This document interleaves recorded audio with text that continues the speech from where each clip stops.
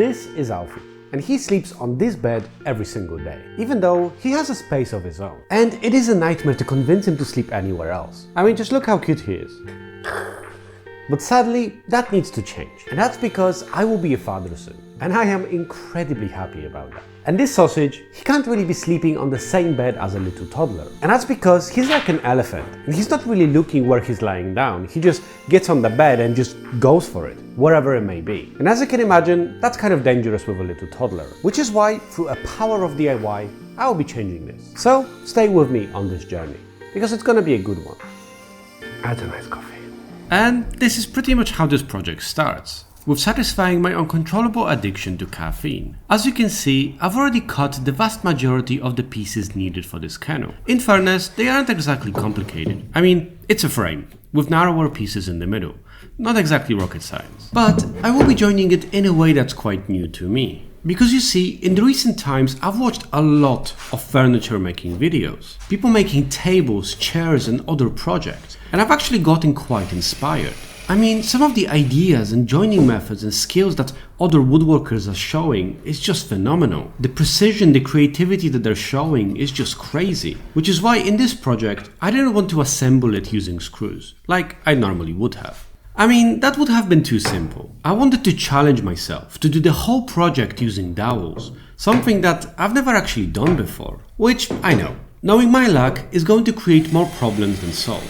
But hey, I got inspired, and I'll take it, even if it will make the whole thing 10 times more difficult. Now, the actual joining process is super simple, thanks to a little trick that I have. I simply have to drill an 8mm hole anywhere, put this little thing in, use a little bit of force, and it will tell me exactly where I need to drill the hole on the other piece, which I think is pretty awesome, because it takes away the need to measure where you need to drill. And one thing I know is that when I measure things, somehow it's always in the wrong place, or just far enough not to be perfectly aligned, and I just end up using screws instead, because I'm like a monkey. My simple brain cannot comprehend anything other than brute force when I'm annoyed. Anyway, once I've made holes for the entire assembly and had another sip of the magic juice, I've cleaned the holes using sandpaper to make sure that there is nothing in between the two pieces of wood as I'll be gluing them. And if there is actually something in there, the two pieces wouldn't be perfectly aligned, and there would have been a little gap in between them, which would have sucked. But before that happens, I've decided to clean my space. What the fuck? Yeah, there it is. Okay. Anyway, let's get to gluing, which I'll be honest with you is one of my favorite parts. It's where you finally see how misaligned all of your cuts are. And also you get to see the actual shape of what you've been making, which I find very satisfying or frustrating. It really depends on how badly I cut things. But in this case, I'd say it was fairly reasonable. I was actually pleasantly surprised, as this was the first time I was making such a frame and joining the entire thing using dowels.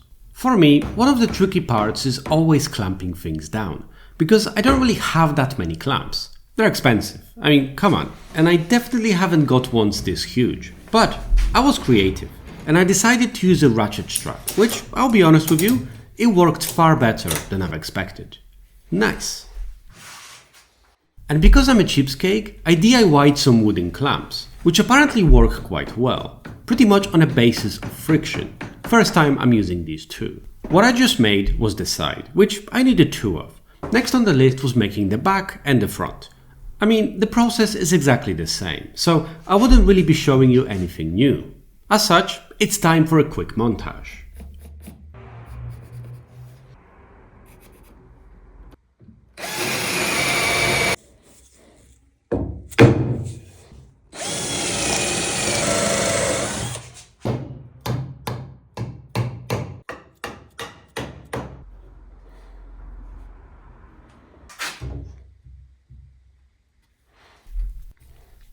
A fun fact about the back, it took me so long to arrange the dowels with these holes that I actually got quite annoyed. I mean, woodworking is great, but there are some things which really annoy you, especially when you're doing a project after work, in those precious moments of free time that you have left in your life. Which, let's face it, there isn't a lot of. I mean, we're all busy, but the knowledge that you don't have a lot of time and you're stuck on something that should just work, it can drive you mad. But I did manage to do it after a couple of minutes. And yeah, I'll admit it was quite satisfying.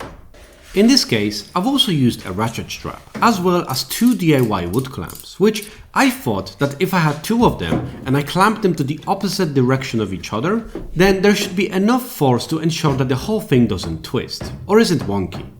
And I'll tell you later how that went. Anyway, here's the front. And for some reason, that's the only footage I have of making it. Now, as this is a kennel and I will have a little kid running around, I needed to make sure that there aren't any sharp edges on this thing, which I've done using a router. And to make sure that the connected edges are perfectly flush, I'll be sanding them. In this case, I bought a new planetary sander, as the old one has decided to self-destruct in an unexpected circumstances. And did I spend far too long looking for a new one to buy? I mean, what kind of a man would spend their free time watching multiple 40-minute long videos of sander comparison? Well, me apparently.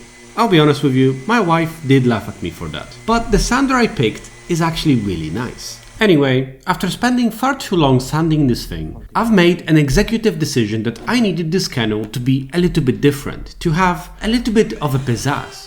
Which is why I've decided to put a huge chamfer on every single side. In fact, the bit was so big that I had no way to connect a vacuum to it, which was great. I always enjoy getting dust everywhere, including in my brain. But it do be looking good. That's pretty much how it looks like. And I've had to do the same with the back. But I did notice something that I didn't really want to. Shit. Remember when I used those wooden clamps and I was a little bit worried about the whole thing twisting?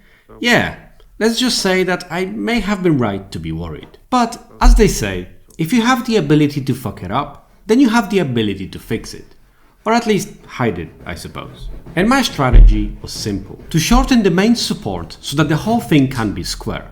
I mean, the joist will still be wonky, but the frame will be square. And that's what really matters.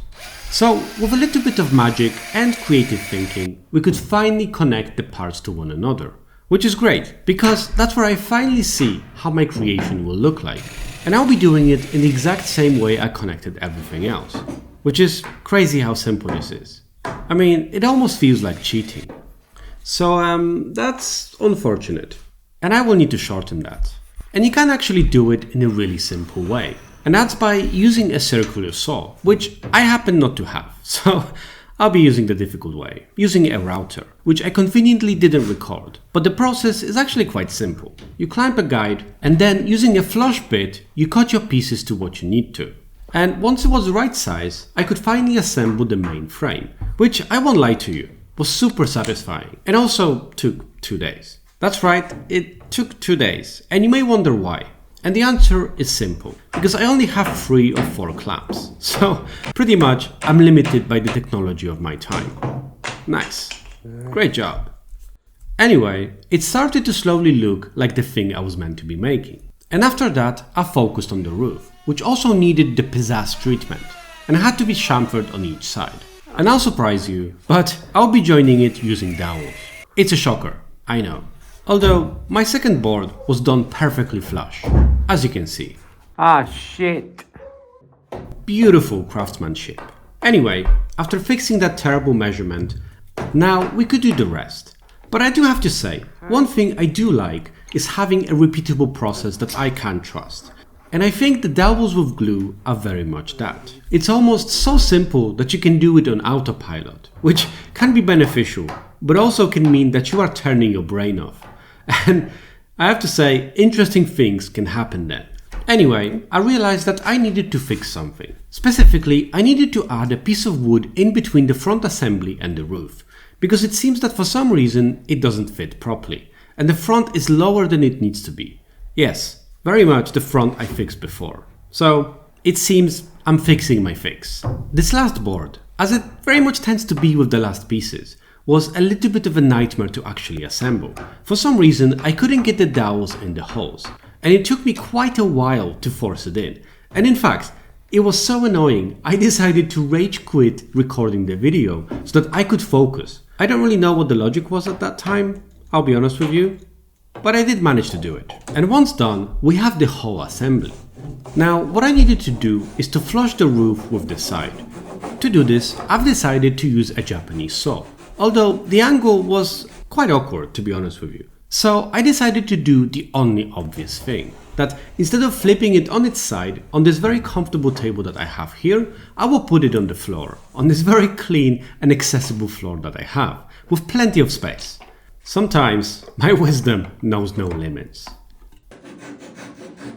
But I did manage to cut one side perfectly, and to fuck up the other side, just like nature intended, perfectly balanced.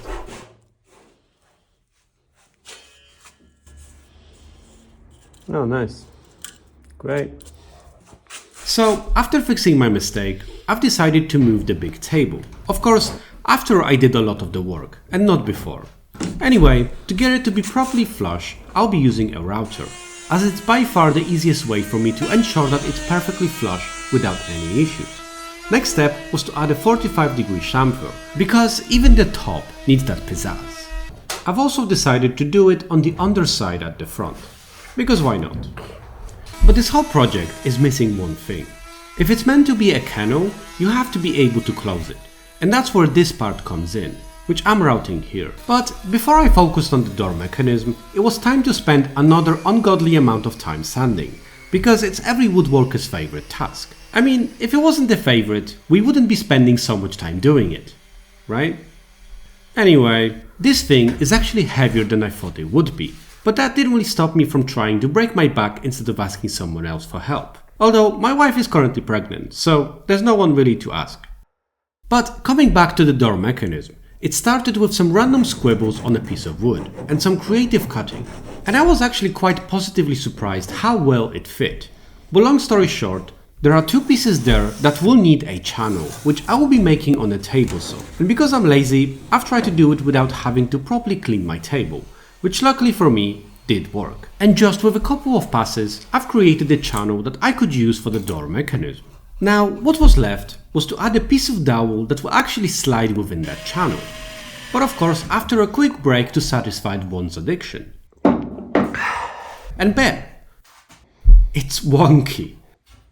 So coming back to the art of fixing your own mistakes, I've just cut it off, made a new hole, and there we go. Just like nature intended.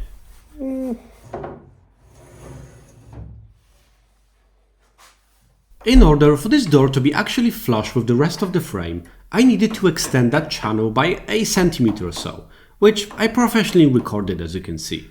Anyway, I've done this using a set of chisels which worked perfectly. It slides, it rotates, it's everything that I needed. And there's only one thing left for this entire build, a horizontal limiter, so that the door doesn't swing down once it's meant to be hidden, which of course I realized that needed to be assembled under the door, not above.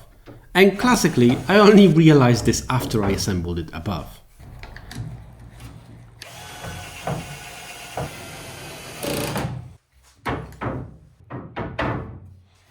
And that's pretty much how it's meant to work, except this part. And a little bit of elbow grease, and we have this beauty.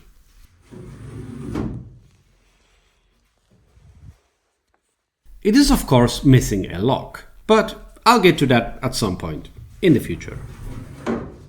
And now, just one last lick of sandpaper and a lot of elbow grease, and it's time for the most satisfying part of every build.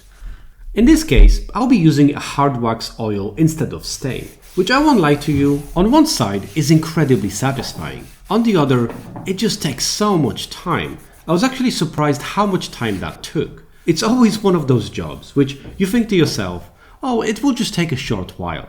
But it's never a short while. It's always a lot of short whiles. And I'll never learn. Anyway, to speed up this process, I've moved to putting the oil with a brush and then spreading it with a cloth. And yes, I should have worn gloves. And also yes, I did have wood-colored fingers for the next 3 days. Now, to make sure that this thing looks beautiful for a long time, I've put 2 coats of colored hard wax oil and 1 transparent coat. And now, there was only one thing left to do.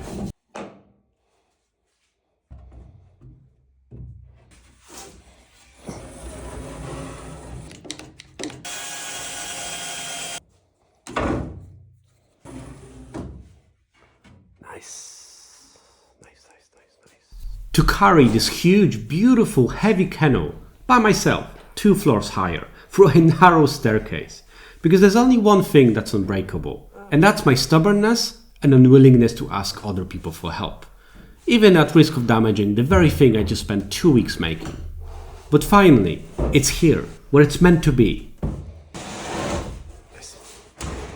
Oh, nice.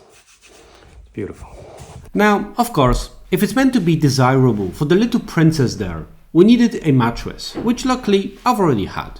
And the big question is, does he like it? Yes, okay. Kind of. So as you can see, I don't think he's convinced. I mean, it's over there and he's sleeping right here. Unluckily for him, I don't think he has much choice. Sorry, buddy. But the real question is, and it's the most important question of all of them, will I actually fit in there myself?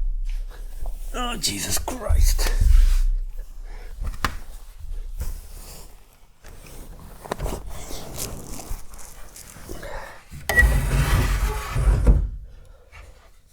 There you go. I hope you've enjoyed this video. Make sure to subscribe and watch another one. It's actually quite nice in here.